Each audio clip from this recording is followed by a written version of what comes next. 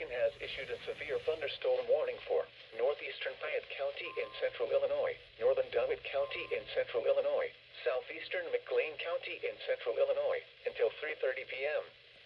At 2:55 p.m., severe thunderstorms were located along a line extending from near town to Wapella, moving east at 55 miles per hour. Hazard, 60 miles per hour wind gusts. Source, radar indicated.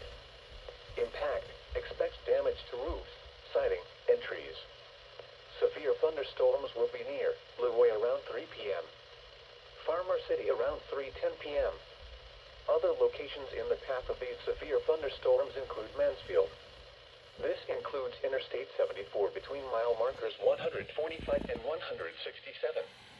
Remain alert for a possible tornado. Tornadoes can develop quickly from severe thunderstorms.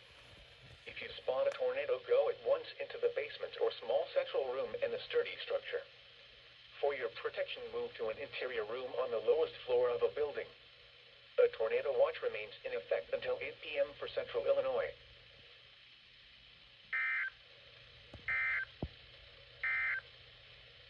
The following